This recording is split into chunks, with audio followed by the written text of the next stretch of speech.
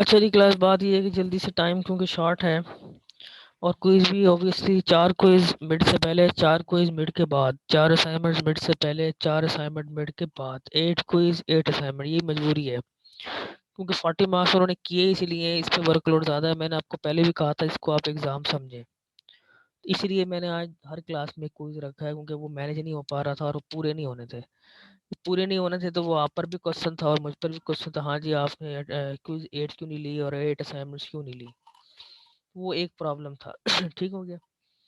तो बहरहाल अब मैंने बात यहाँ पर ये कर रहा हूँ कि आपके पास जो इसमें मेन चीज़ है वो ये है, जो हम देखते हैं कि ये कैसे सारा कुछ बन जाता है। मैंने बता दिया कि पैरा और डाया जो हैं ये वीकली मैग्नेटाइज हैं और फेरो जो है वो स्ट्रांगली मैग्नेटाइज है, क्योंकि फेरो में आपको शायद मैंने पहले भी बताया था कि फेरो में ऑलरेडी आपके पास विदाउट एक्सटर्नल फील्ड भी आपके पास कोई ना कोई फील्ड होती है। और जब आप क्या करते हैं, जब आप एक्सटर्नल बी लगाते हैं तो वो फिर एम्पलीट्यूड उसका बढ़ जाता है। ठीक है, रिजल्टेंट बढ़ जाता है उस फोर्स का। अच्छा, तो आपके पास होता क्या है, अगर लेट्स सपोज हम दो को देखें, दो इवन वाले केस को मैं लेके अगर आगे चलूं, तो इवन में क्या था, आउटर मोस्ट शेल में 2 इलेक्ट्रॉन थे।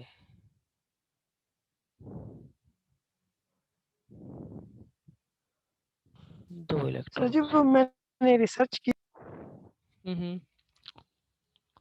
वो सर मैं असल में एलिजेन को ये बताना चाह रहा था कि जो हम मैग्नेटिक स्पिन लेते हैं ना वो पॉजिटिव या नेगेटिव होती है, और जो इलेक्ट्रॉन की स्पिन होती है वो हम या तो स्पिन अप लेते हैं या डाउन लेते चलो इसकी बात मैं अगली क्लास में, क्योंकि टाइम कम है ना यार, अब क्विज भी है ना, तो मैं थोड़ा हैं। सा जी ठीक इसको है सर। अगली क्लास में करते हैं इसके बाद, ठीक है। अच्छा, अब इवन है तो आपके पास अब बनेगा कि अब हर कोई सोचता है कि यार ये मैग्नेटिक डायपोल बनते कैसे हैं, कैसे होता है। तो ये थोड़ा सा हम सोचते नहीं है इस बारे में, हम बस उसको एक इंग्लिश की तरह रट्टा लगाते हैं लाइन को, ठीक है जी magnetization number of dipole per unit फलां फलां, चलो जी बस खत्म। तो अगर आप इसमें क्लास में थोड़ा सा आपको दिखाऊं ना, तो आप उसी की स्पिन को यहाँ पर लिख सकते हैं। जो 2 इलेक्ट्रॉन है ऑब्वियसली दोनों की स्पिन बनेगी। ठीक है जी।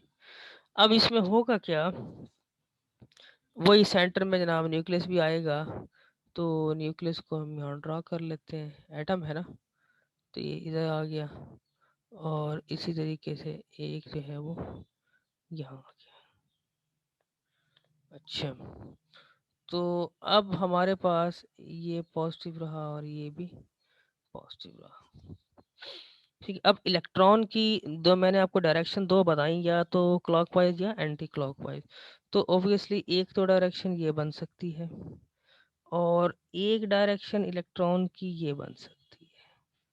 आप ऊपर, अब मैं ब्लू से मेंशन कर देता हूँ या ग्रीन से मेंशन करता हूँ कि ये इलेक्ट्रॉन है, ये भी इलेक्ट्रॉन है।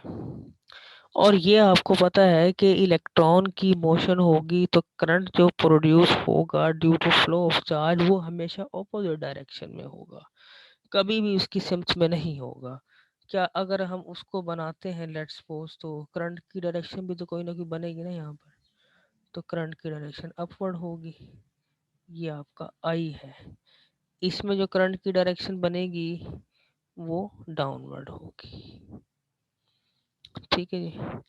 तो आप यहाँ लिख भी सकते हैं, अगर हम यहाँ पर लिखें तो अब इसमें इलेक्ट्रॉन की डायरेक्शन अपवर्ड थी तो ये एंटी क्लॉकवाइज बनी ना। ठीक है, और ये क्लॉकवाइज बन गई। ये चीज़ें ना थोड़ी मिक्स हो जाती हैं, इसीलिए मैं आपको भी कह रहा हूँ इसको, ये थोड़ा माइंड में अक्सर मिक्स, इसको थोड़ा सा कंफ्यूजन रह जाती है, ये मिक्स हो। तो करंट की डायरेक्शन इसमें क्लॉकवाइज रही और इसमें क्या हुआ जी, एंटी क्लॉकवाइज रही, क्योंकि ये इस तरह है। ठीक है, और ये तो क्लास कोई 9-10th का कंसेप्ट है कि दोनों की दोनों अपोजिट डायरेक्शन होगी, ये कोई नई चीज़ तो नहीं है। अच्छा, अब इसमें होगा क्या कि आपको पता है कि करंट जो है वो हमेशा अपोजिट डायरेक्शन में होगा इलेक्ट्रॉन की मोशन के। तो अब ये जो करंट प्रोड्यूस होगा, ये करंट लूप जो है बेसिकली मैग्नेटिक फील्ड भी प्रोड्यूस करेगा। जी सर।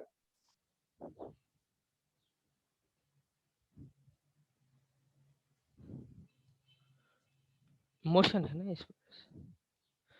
अच्छा, अब ये जो बी प्रोड्यूस करेगा, तो आप यहाँ पर कह सकते हैं कि जो इलेक्ट्रॉन हमारे पास एटम का शेल है वो बिहेव करेगा लाइक मैग्नेट।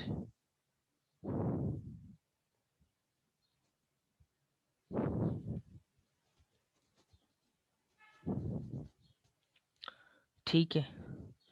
और अगर वो मैग्नेट है तो मैग्नेट की डेफिनेशन ही क्या होती है आपको पता है? मैग्नेट की डेफिनेशन हम क्या करते हैं जी? डायपोल। क्योंकि मैग्नेट में दो पोल बनते हैं, तो मैग्नेट से हम यहाँ अगर उसको ड्रा करना चाहें तो हम ड्रा भी कर सकते हैं।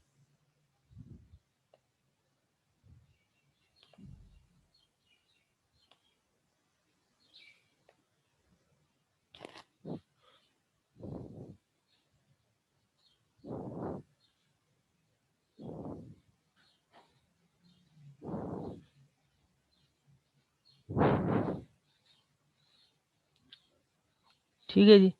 पहली बात इसमें क्या हुई कि हमारे पास जो है वो हमने यहाँ से कह दिया कि इसमें ये इलेक्ट्रॉन की मोशन को जाहिर कर रहे हैं। दो इलेक्ट्रॉन थे ना, आउटर मोस्ट शेल में दो इलेक्ट्रॉन थे। ठीक है, तो एक की मोशन क्या होगी? क्लॉकवाइज होगी, दूसरी की क्या होगी? एंटी क्लॉकवाइज होगी। दरम्यान में न्यूक्लियस मैंने देखो जाहिर किया हुआ है।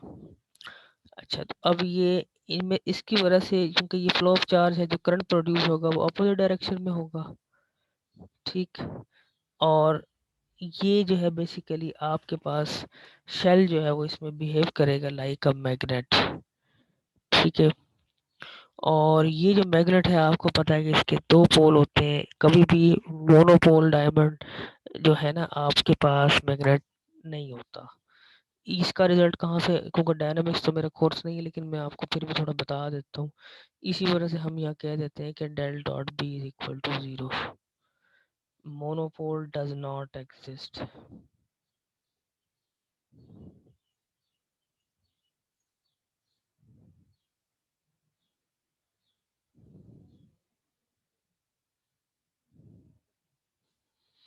क्यों जी विकास, कुछ याद आई बात तुम्हें? नहीं?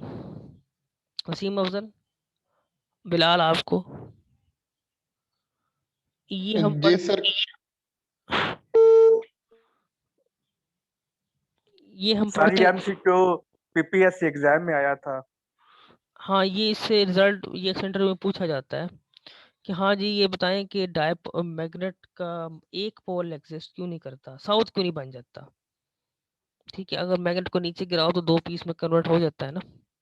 हमारे जहन में यही आता है कि लो जी साउथ अलहदा हो गया और नॉर्थ अलहदा हो गया, लेकिन नहीं।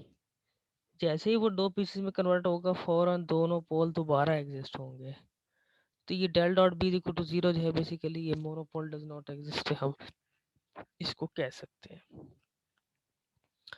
अच्छा, तो ये दो पोल, ये है जी डायपोल का कंसेप्ट कि डायपोल सॉलिड में बनते कैसे हैं। एक तो वो हो गया सेंट्रल फीड आपने दी, ठीक है, उसने शील्ड आउट किया, वो सारा बिहेवियर आपने देखा। तो बेसिकली यहाँ से हम ये कह सकते हैं कि करंट जो है वो रिवॉल्व करता है इन शेल्स में। और शेल जो है बेसिकली जब आपके पास सॉरी इलेक्ट्रॉन रिवॉल्व करते हैं शेल में, और फ्लो ऑफ चार्ज बेसिकली किसके एक लूप प्रोड्यूस करता है जिसको हम करंट लूप का नाम देते हैं। और जो करंट लूप है वो हमेशा एक मैग्नेट के तौर पर बिहेव करता है क्योंकि वो हमेशा मैग्नेटिक फील्ड प्रोड्यूस करता है।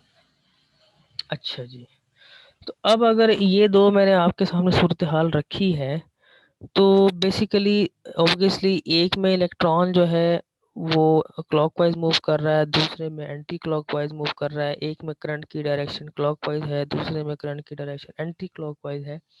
तो आप यहाँ पर कह सकते हैं कि आपके पास अगर हम ये क्योंकि ये दोनों बिहेव लाइक मैग्नेट कर रहे हैं, और वो मैग्नेट बिहेव लाइक क्यों कर रहे हैं वो मैंने आपको बता दिया कि शेल जो है वो मैग्नेट की तरह बिहेव करते हैं।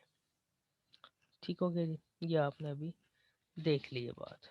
ठीक है, तो आप यहाँ पे कह सकते हैं कि पहले वाली जो मैंने कंडीशन यहाँ पर बनाई है, इसका अपर सरफेस तो बिहेव करेगा लाइक नॉर्थ इस कंडीशन में।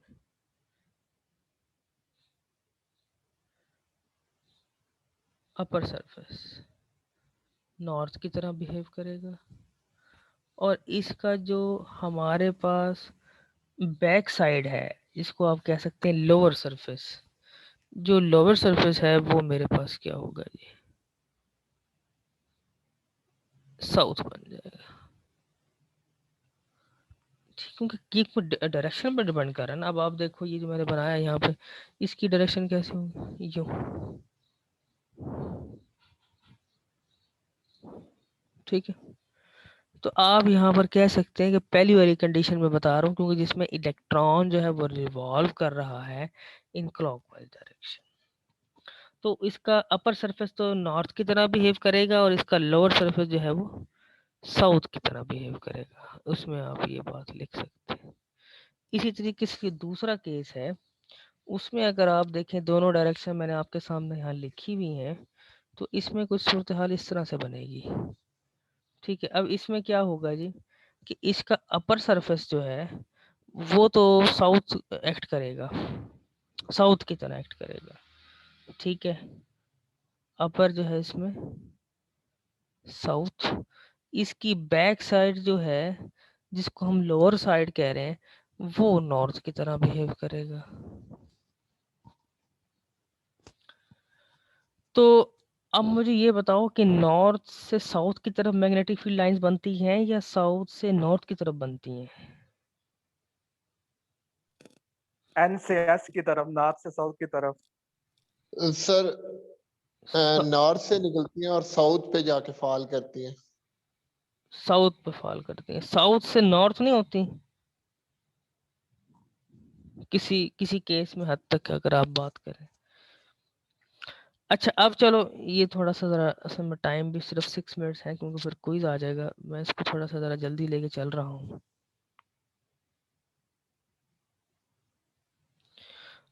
अच्छा तो अब हमारे पास क्या है, दोनों केस मुख्तलिफ हैं, और वो मुख्तलिफ क्यों है, क्योंकि इलेक्ट्रॉन की स्पिन उनको मुख्तलिफ कर रही है। अगर दोनों सेम स्पिन में होते, यानी दोनों के दोनों एक ही डायरेक्शन में इलेक्ट्रॉन रिवॉल्व कर रहे होते, तो फिर एक केस बनना था।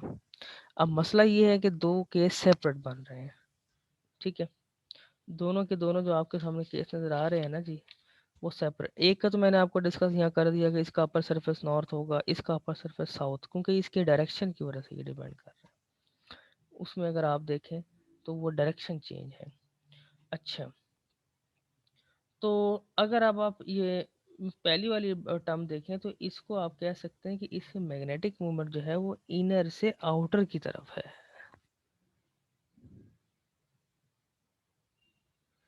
Inner to outer. और इसमें क्या है जी, आउटर टू इनर।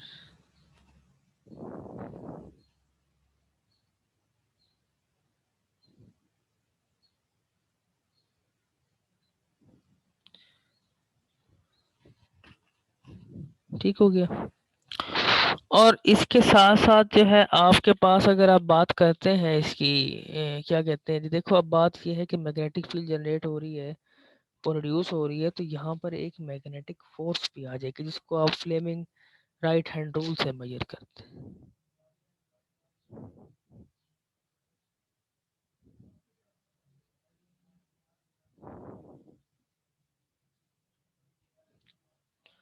तो बहरहाल ये इसको थोड़ा आइडिया लें, हो सकता है अगली क्लास में मैं अगेन थोड़ा सा इसको आगे लेके चलूँ, लेकिन दो केस आपके सामने हैं, दोनों को मैंने यहाँ पे रख दिया है। ठीक हो गया। अच्छा अब यहाँ पर इसकी मैग्नेटिक डायपोल मूवमेंट अगर हम बनाना चाहें पहली वाली की, तो ये क्या होगी जी, इनर से आउटर की तरफ होगी। तो हम इसको ऐसे नहीं बना सकते, न्यूक्लियस से अगर मैं बनाऊं तो हम इसको ऐसे बना सकते हैं ना।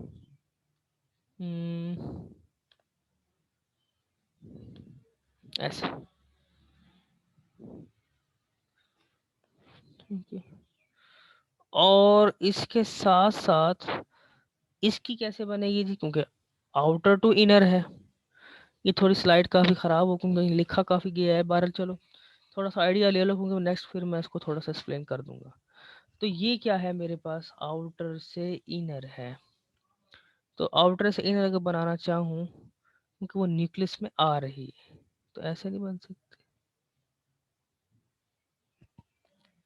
ठीक हो गया जी। ये ब्लैक एरो देखें जो मैंने अभी बनाया है, जी सर। ठीक है। तो अब हमारे पास क्या है जी, इलेक्ट्रोस्टैटिक फोर्स भी आएगी और वो हमेशा नेगेटिव टू पॉजिटिव होती है। इलेक्ट्रॉन के पास नेगेटिव चार्ज है, न्यूक्लियस के पास पॉजिटिव चार्ज है। तो जो इलेक्ट्रोस्टैटिक फोर्स है अगर उसको बनाना चाहें तो वो भी हम बना सकते हैं इसी तरीके से। अगर वो मैं आपके सामने बनाऊं येलो से, तो क्योंकि वो ये बेसिकली जो इलेक्ट्रॉन रिवॉल्व कर रहा है ना, वो हमेशा ऐसे बनेगी। ये जो मैंने येलो से एरो बनाया ये क्या है जी, Fe है, जिसको कहते हैं इलेक्ट्रोस्टैटिक फोर्स। अब देखने क्या जा रहे हैं कि भाई ये डायमैग्नेट ऐसा बिहेवियर क्यों रखता है और पैरा क्यों रखता है, क्योंकि डायमैग्नेटिक में मैग्नेटिक मूवमेंट जो है वो कैंसिल आउट हो जाती है, हवा इज कैंसिल। और जो आपके पास पैरामैग्नेट है तो पैरामैग्नेट में आपका जो है ना ये रिजल्टेंट फोर्स बढ़ जाती है और फेरो में उससे भी ज़्यादा होती है। मगर जो डायमैग्नेटिक है उसके अंदर वो मोमेंट्स कैंसिल आउट हो जाती है। तो हाउ दे कैंसिल, इसको हम बेसिकली देखने जा रहे हैं। अब मैंने दो फैक्टर यहाँ पे डिस्कस कर दिए। अच्छा ये जो ब्लैक एरो है ये मैग्नेट, इसको कैपिटल M से लिखे ना, क्योंकि ये ओहो एक मिनट ठहरे जरा, कैपिटल M से लिख, इसको भी कैपिटल M से लिख। येलो में जो सर बनाया कोई टाइम हो गया, चलो कोई से अटेम्प्ट करो पहले जरा।